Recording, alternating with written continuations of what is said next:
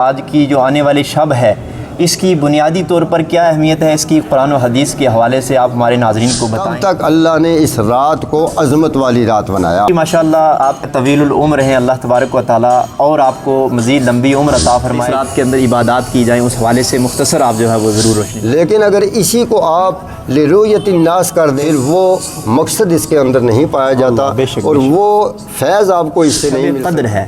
تو شب قدر کے حوالے سے یہ بھی ہماری جو ہے عوام کو جو ہے آپ ضرور بتائیں کہ کیا یہ کوئی رسمی عبادت ہے، اس کی جو حقیقی روح ہے وہ کیا ہے؟ دل کو اللہ کی طرف موڑے، بے شک مرجع اس کا اللہ۔ نوجوان نسل کو اس رات کی شب بیداری کے حوالے سے اور اس کی قدر کرنے کے حوالے سے آپ کا مختصر جوانی توبہ کردن شیوائے پیغمبری تے پیری گرگ ظالم میں شبد پرہیز۔ السلام علیکم ورحمۃ اللہ وبرکاتہ۔ امید ہے تمام ناظرین، تمام احباب، ہمارے دیکھنے والے بخیر و عافیت ہوں گے۔ اللہ تبارک و تعالیٰ سب کو شاد و آباد رکھے، سب کو سلامت رکھے۔ رمضان المقدس کا یہ مبارک مہینہ ہم سے الوداع ہو رہا ہے اور آج اس کی 26 تاریخ ہے، آج 26واں روزہ ہے۔ آج چونکہ قوی امکان ہے کہ آج شب قدر ہوتی ہے، کیونکہ عموماً آج جو آنے والی رات ہے ہمارے یہاں اسی شب میں جو ہے خاص طور پر عبادت کا اہتمام کیا جاتا ہے۔ تو ہمارے ساتھ آج کی اس رات کی اہمیت اور فضیلت کے حوالے سے بات کرنے کے لیے موجود ہیں بقیت السلف نمونہ اسلاف استاذ العلماء حضرت علامہ و مولانا مفتی سیف اللہ خان صابری صاحب قبلہ زیدہ شرفہ۔ اللہ تبارک و تعالی حضرت کو سلامت رکھے۔ حضرت سب سے پہلے آپ کا بہت بہت شکریہ، آپ نے وقت دیا۔ تو آج کی شب کے حوالے سے جو ہے میں جاننا چاہوں گا کہ آج کی جو آنے والی شب ہے اس کی بنیادی طور پر کیا اہمیت ہے، اس کی قرآن و حدیث کے حوالے سے آپ ہمارے ناظرین کو بتائیں۔ اللہ تبارک و تعالیٰ آج کی شب میں جو ہم سب کو عبادت کرنے کی توفیق عطا فرمائے۔ نحمد اللہ خالق الجنان والسکر والصلاة والسلام علی سیدنا محمد افضل البشر وآلہ واصحابہ الی یوم الحشر، اما بعد فاعوذ باللہ من الشیطان الرجیم، بسم اللہ الرحمن الرحیم۔ انا انزلناہ فی لیلۃ القدر وما ادراک ما لیلۃ القدر، لیلۃ القدر خیر من الف شہر، تنزل الملائکۃ والروح فیہا بإذن ربہم من کل امر، سلام ہی حتی مطلع الفجر، صدق اللہ العظیم۔ الحمدللہ، جیسا کہ مجھ سے یہ سوال ہوا اور آج کی شب کی نسبت سے کچھ آپ کے سامنے عرض و معروض کرنے کا مطالبہ کیا گیا۔ اللہ کا فرمان ہے قرآن کریم میں مکمل ایک سورہ پاک اس سلسلے میں قرآن کریم کے 30ویں پارے کے اندر موجود ہے۔ اس سے پہلے کہ اس پر میں چند منٹ کی گفتگو کروں، درود پاک پڑھیں گے۔ اللہم صلی علی سیدنا و مولانا محمد و علی آل سیدنا و مولانا محمد وبارک وسلم صلاۃ و سلام علیک یا رسول اللہ۔ ناظرین و سامعین کرام، آپ جانتے ہیں کہ قرآن کریم میں اللہ رب العزت نے دوسرے پارے کے اندر رمضان المبارک کی مکمل تفسیر کے ساتھ میں خبر بھی دی اور خوشخبریاں بھی دیں اور اس کا تعارف بھی کروایا،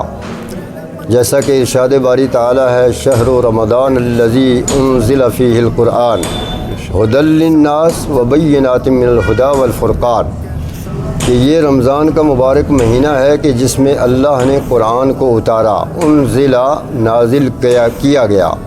فیہ القرآن اس مبارک مہینے میں قرآن پاک۔ قرآن کریم اللہ کی وہ مقدس کتاب ہے کہ جس کی عظمت و شان تمام آسمانی کتب و صحائف سے بھی وراء الورا ہے۔ ہم خوش نصیب ہیں کہ اللہ نے ہم کو سب سے پہلے آقا علیہ الصلوۃ والسلام کی پیاری امت میں پیدا فرمایا اور اس کے بعد میں قرآن جیسا عظیم اور معتبر قانون عطا فرمایا۔ ارشاد باری تعالیٰ ہے، یا ایھا الذین آمنوا، اے وہ لوگو جو ایمان دار ہو، ایمان والے ہو،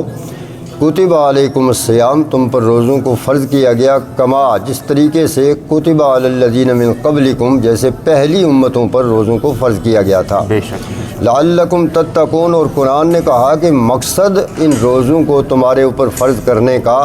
صرف اور صرف یہ ہے اللہ تبارک و تعالیٰ کا کہ تمہارے اندر اللہ کی جانب سے عطا کردہ تقوی آ جائے، سبحان اللہ، اور اس تقوی کے ذریعے سے آپ اللہ تبارک و تعالیٰ کا تقرب حاصل کریں۔ لعلکم تتقون، اس امید پر تم پر روزے فرض کیے گئے کہ تم متقی بن جاؤ۔ سبحان اللہ۔ اور قرآن کی پہلی جو آیہ پاک ہے سورہ بقرہ کے اندر پہلی آیہ پاک، اس میں بھی اللہ تبارک و تعالیٰ فرماتا ہے کہ ذالک الکتاب لا ریب فیہ، یہ وہ کتاب ہے جس میں کوئی شک نہیں ہے،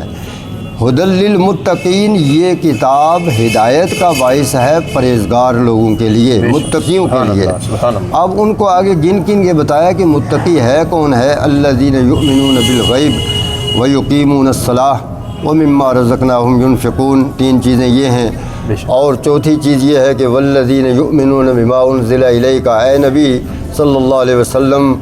آپ اپنی امت کو بتا دیں کہ، اور چوتھی چیز متقی بننے کے لیے یہ ہے کہ جو آپ پر نازل کیا گیا یعنی قرآن، اس کے اوپر مکمل ایمان رکھے۔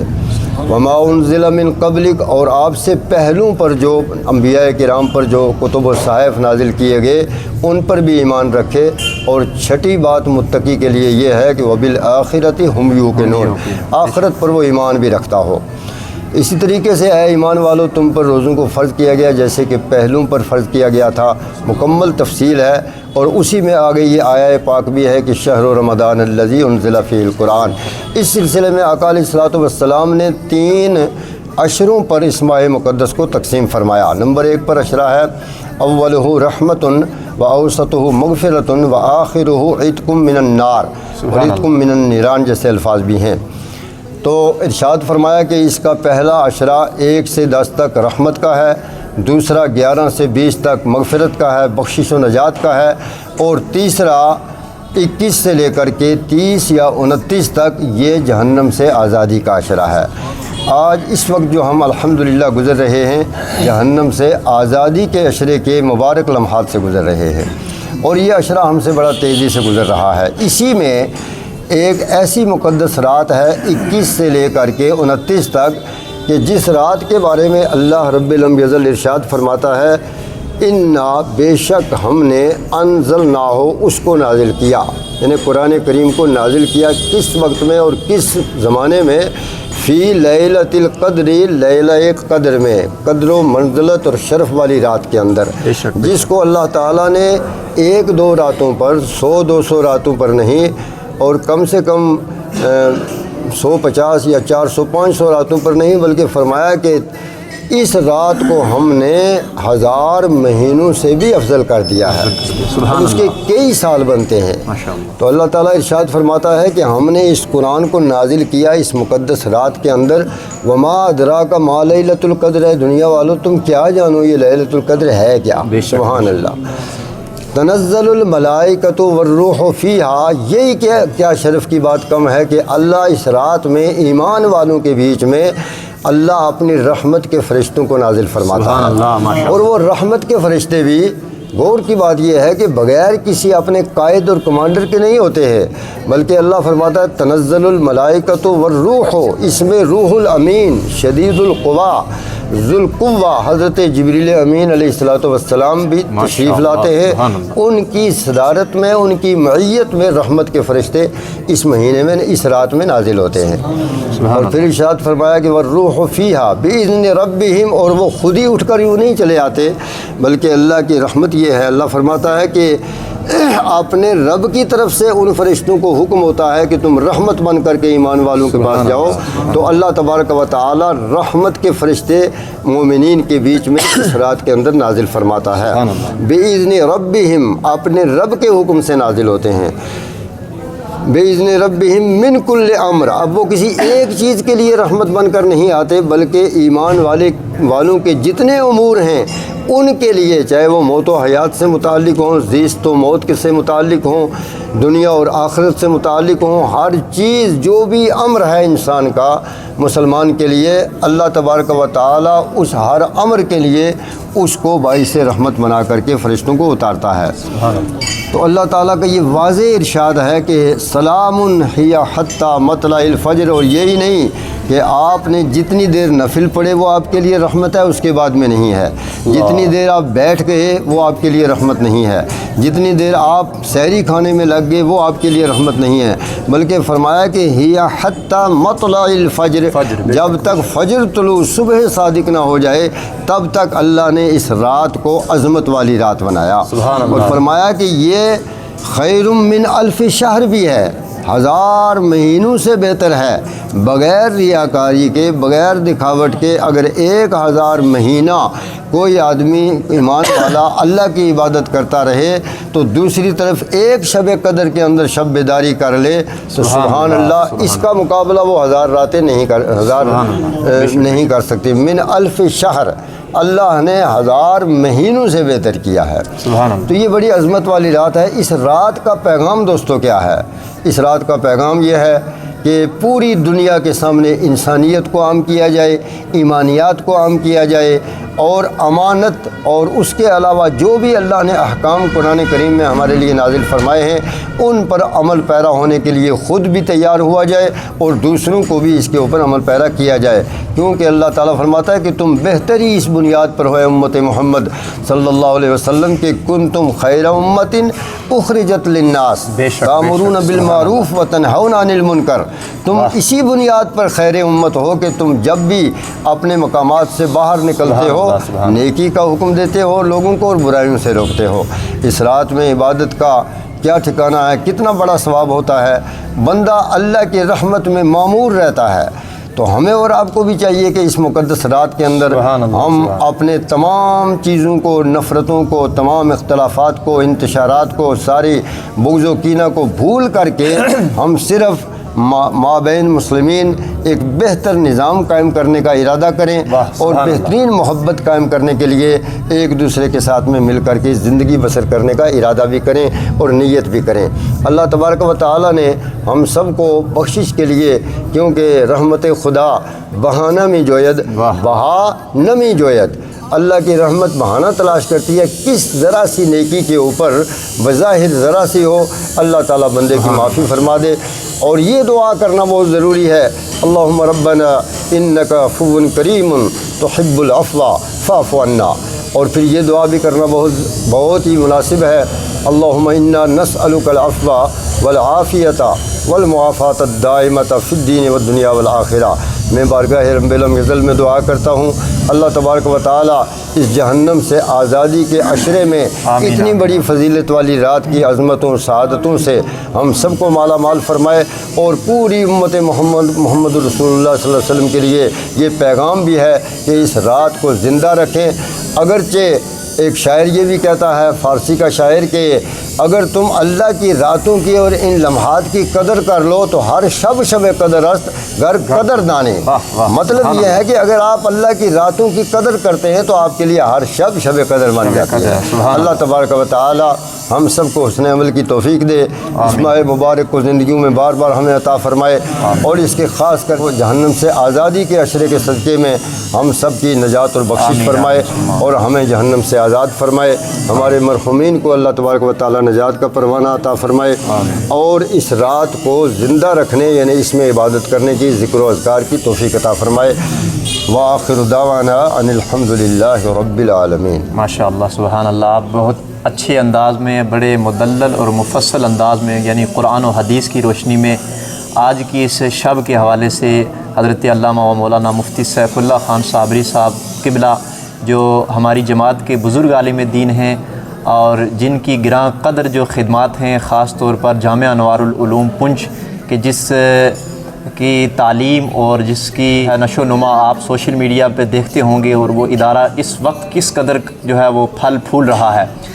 اور ظاہر سی بات ہے کہ ہر کام کی ابتدا میں کسی نہ کسی کا جو ہاتھ ہوتا ہے، کسی کی کوششیں ہوتی ہیں، تو جامعہ انوار العلوم جو ہمارا مرکزی ادارہ ہے اس کو جو ہے پھلنے اور پھولنے کا اور اس کی نشو و نما میں جو ایک ہاتھ ہے وہ قبلہ حضرت کا ہاتھ ہے۔ ہم دعا کرتے ہیں کہ اللہ تبارک و تعالی حضرت کا سایہ ہم سب پر دراز فرمائے۔ حضرت ویسے تو آپ نے جو ہے گفتگو کا جو ہے وہ اختتام جو صورت دے دی ہے، لیکن پھر بھی میں ایک دو سوال اگر آپ کے پاس وقت ہو تو وہ ضرور چاہوں گا بالکل کہ جیسے آپ کی ماشاءاللہ آپ جو ہے طویل العمر ہیں، اللہ تبارک و تعالیٰ اور آپ کو مزید لمبی عمر عطا فرمائے، جو امت مسلمہ کے لیے خیر بنے، آپ کے ذریعے جو ہے لوگ علم دین سیکھیں۔ تو آج کی یہ جو شب ہے، آپ نے اس طویل العمری کی حالت کے اندر کیا اس شب کی کچھ جو روحانیت ہوتی ہے، کیا وہ بھی کچھ آپ نے حاصل کی؟ اس حوالے سے بھی آپ ناظرین کو ضرور بتائیں گے، اور مسنون دعا تو آپ نے بتا ہی دی ہے، کچھ جو خاص طور پر اس رات کے اندر عبادات کی جائیں اس حوالے سے مختصر آپ جو ہے وہ ضرور روشنی ڈالیں گے۔ الحمدللہ قرآن و حدیث میں ہمیں اس رات کے، چونکہ جیسا میں نے گزارش کیا، بہت فضائل ملتے ہیں۔ اس رات میں آقا علیہ الصلوۃ والسلام کا معمول بہت ہی پیارا معمول رہا۔ آپ علیہ الصلوۃ والسلام کے قلب اطہر پر قرآن کریم نازل کیا گیا۔ قرآن کریم کے اندر بھی اس کی تفصیل آپ نے سماعت کی۔ اس رات میں اگر بندے کو اپنے اندر روحانیت پیدا کرنی ہے تو پھر تمام قسم کی ریاکاریوں سے بچنا ہوگا، تمام قسم کے نفاق سے بچنا ہوگا، اور تمام قسم کی جو دکھاوٹیں ہیں جو بندوں کے لیے کی جاتی ہیں۔ اب دیکھیے کہ جب آپ عبادت بھی کر رہے ہیں، آپ سردی گرمی میں پریشانی اٹھا کر ٹھنڈے پانیوں سے وضو بھی کر رہے، مشقتوں میں مبتلا ہو کر کے آپ اللہ کی طرف مڑ رہے ہیں، تو اس کی بہت بڑی شان ہو جاتی ہے۔ لیکن اگر اسی کو آپ لرؤیت الناس کر دیں، اللہ کی عبادت سے ہٹا کر، اللہ کی خالص عبادت سے ہٹا کر لوگوں کے دکھانے کے لیے کر دیں، تو پھر وہ مقصد اس کے اندر نہیں پایا جاتا، اور وہ فیض آپ کو اس سے نہیں مل سکتا ہے جو کہ للہیت کے ساتھ مل سکتا ہے۔ ایک سوال یہاں ایڈ کرنا چاہوں گا، معذرت خواہ ہوں قطع کلامی کے لیے، جو شب قدر ہے، تو شب قدر کے حوالے سے یہ بھی ہماری جو ہے عوام کو جو ہے آپ ضرور بتائیں کہ کیا یہ کوئی رسمی عبادت ہے، اس کی جو حقیقی روح ہے وہ کیا ہے؟ کیونکہ بعض لوگ سمجھتے ہیں کہ یہ رسمی عبادت ہے۔ رسمی اگر لوگوں کے ذہن میں، زیادہ تر میں سمجھتا ہوں کہ رسمی تو لوگ اس دنیا کے جو روایات ہیں، رواج ہیں، اس کو رسمی بول دیتے ہیں، لیکن رسمی طور پر شرعی بھی ہو سکتی ہے۔ جیسے نکاح پڑھنا ایک رسم ہے، بہت سارے ہمارے امور میں وہ ایک رسم ہی ہیں، لیکن وہ رسم اللہ کی طرف سے عطا کی گئی ہے۔ نبی پاک علیہ الصلوۃ والسلام کی طرف سے جو طریقہ کار عطا کیا گیا اسی کو رسم اسلامی کہتے ہیں۔ سبحان اللہ۔ تو اگر اس سے ہٹ کر ہے تو پھر وہ رسم محض دنیاوی رسم بن کر کے رہ جاتی ہے۔ اس میں اس لیلہ قدر کی، اس مقدس رات کی روحانیت اور اس کا مکمل طور پر جو ہے فیض حاصل کرنے کے لیے، اور اس رات کے اندر اللہ کا تقرب حاصل کرنے کے لیے بہتر جو ذریعہ ہے وہ یہ ہے کہ بندہ اپنے دل کو اللہ کی طرف موڑے، بے شک مرجع اس کا اللہ ہو جائے، اور دنیا سے وہ کٹ جائے، دنیا و مافیہ سے بالکل مبرہ ہو کر کے، بالکل ایک دم سائڈ ہو کر کے ایک اللہ کا ہو جائے، تو یقیناً ایسا بندہ اس رات کی چاشنی کو اور اس رات کی روحانیت کو خود بھی طبعاً محسوس کرے گا۔ حضرت جیسے ہماری نوجوان نسل ہے، آج منشیات کا دورہ ہے، ہمارے نوجوان ڈرگ اور نہ جانے مارکیٹ کے اندر آج تو کئی طرح کے جو نشہ وہ دستیاب ہو رہے ہیں خفا کے طور پر، مخفی انداز میں۔ تو نوجوان نسل کو اس رات کی شب بیداری کے حوالے سے اور اس کی قدر کرنے کے حوالے سے آپ کا مختصر پیغام، اور پھر ہماری جو یہ آج کی پیشکش جو ہے وہ اختتام پذیر۔ شیخ سعدی رحمۃ اللہ علیہ یا کسی دوسرے شاعر کا قول ہے، میرے ذہن میں اس وقت نہیں ہے، کہ در جوانی توبہ کردن شیوائے پیغمبری، سبحان اللہ سبحان اللہ، در جوانی توبہ کردن پرشن کا شعر ہے یہ، شیوائے پیغمبری اور وقت پیری گرگ ظالم میں شبد پرہیز۔ سبحان اللہ۔ کہ اگر آپ جوان ہو کر، جب آپ کے اعصاب، آپ کی طاقت، آپ کے پورا جو آپ کا جسم ہے وہ مکمل طور پر فزیکلی فٹ ہے، ایسے ماحول میں شیطان حملہ زیادہ کرتا ہے، بے شک، اور اس طاقت سے جو اللہ نے اس کو عطا کی ہے شیطان غلط کام کروا دیتا ہے۔ بے شک بے شک۔ تو ہمیں یہ سوچ چاہیے، قرآن و حدیث سے، اپنے علماء سے، اپنے مبلغین سے رابطہ کر کے ہمیں یہ سیکھنا چاہیے کہ ہم کس طرف جائیں اور کون سی طرف جانے سے ہمیں سیدھا راستہ جنت کا ملے گا۔ سبحان اللہ سبحان اللہ۔ تو جوانی میں جو عبادت کر لی جاتی ہے نا، تو سبحان اللہ، جب ہر چیز شیطانی وسوسہ عروج پہ ہوتا ہے اور شباب پہ ہوتا ہے، ایسے عالم میں جب آپ عبادت کرتے ہیں تو اللہ تعالیٰ اس کا دگنا اجر عطا فرماتا ہے۔ سبحان اللہ۔ اس کی وجہ یہ ہے کہ جب بڑھاپا آ جاتا ہے تو بندہ یہ سوچتا ہے کہ چلو اب کہیں کے نہیں ہیں تو اللہ کے ہو جائے، یہ بھی ٹھیک ہے، اس سے سرفر نظر نہیں ہو سکتا ہے کہ اس کے فضائل نہیں ہیں۔ بے شک۔ اگر کوئی مرنے سے پہلے بھی تائب ہو جائے تو اللہ اس کی توبہ قبول کرتا ہے، لیکن جہاں تک تعلق ہے بڑھاپے اور جوانی کی عبادت کا تو سبحان اللہ یہ زمین آسمان کا فرق ہے، کیونکہ بڑھاپے میں انسان دنیا سے بالکل معافی مانگ لیتا ہے اور دنیا سے بالکل لا تعلق ہو جاتا ہے، وہ کر ہی کچھ نہیں سکتا ہے۔ لیکن جوانی میں انسان سب کچھ کر سکتا ہے، اس کے باوجود بھی اگر غلط منکرات سے منہیات سے بچ کر کے اگر اوامر کی طرف آ جائے، اللہ کے حکم کو بجا لائے، اور یہ تمام دنیا کی جو آج برائیاں ہیں یہ صرف میں سمجھتا ہوں اے مسلمان گر بخواہی زیستن نیست ممکن جز بقرآن زیستن، اے مسلمان اگر تو اللہ کی بارگاہ سے عزت کی زندگی چاہتا ہے اور دنیا میں باوقار زندگی گزارنا چاہتا ہے اور اخروی زندگی کو بہتر کرنا چاہتا ہے تو وہ سوائے قرآن کا دامن تھامنے کے نہیں ہو سکتا ہے۔ بے شک۔ اس لیے ہمارے نوجوانوں کو یہ تمام قسم کی منکرات چھوڑ کر، تمام قسم کی لغویات اور بیہودہ طریقے چھوڑ کر کے ڈرگس، اب دیکھیے کہ کسی باپ کا ایک ہی بیٹا ہے ماں باپ کا، اور جب وہ اس میں پڑ جاتا ہے اور اس سے اس کی اگر خدا نخواستہ موت ہو جاتی ہے تو اس ماں باپ کے دل پر کیا گزرتی ہے کہ ہمارا بیٹا ہم نے کس لیے پالا پوسا تھا، اس لیے اس کی خدمت کر کے اس کو بڑا کیا تھا، اس لیے کیا تھا کہ یہ ہمیں بھی جو ہے کچھ راحت پہنچائے گا اور یہ ہمارے لیے یہ دعائیں کرے گا، رب ارحمہما کما ربیانی صغیرا، تو اس دعا سے پہلے ہی وہ دنیا سے چلا گیا۔ تو لہٰذا ان منکرات کو، بری چیزوں کو چھوڑ کر کے نوجوانوں سے میں گزارش کروں گا، خاص کر کے میڈیا کے اس وساطت سے، کہ وہ ان تمام منکرات کو، بری چیزوں کو چھوڑیں اور ایک اللہ اور اللہ کے رسول کی طرف رجوع کریں، اور اسی کے اندر ایمانیات میں اور اسی کے اندر فوز و فلاح ہے اور اسی میں بندے کی کامیابی بھی ہے۔ اور نوجوان نسل قوم کا اثاثہ ہوتی ہے، قوم کے پاس سرمایہ ہی نوجوان ہوتا ہے۔ جب نوجوان غلط کاریوں میں پڑھ کے تباہ و برباد ہو جائے گا تو ہمارے پاس اثاثہ کیا بچے گا؟ اس لیے اپنے اثاثے کی حفاظت کرنی چاہیے۔ خود نوجوانوں کو بھی قرآن اور حدیث سے، نوجوانی کتنے دنوں کی، کتنے مہینوں کی، سالوں کی ہوتی ہے؟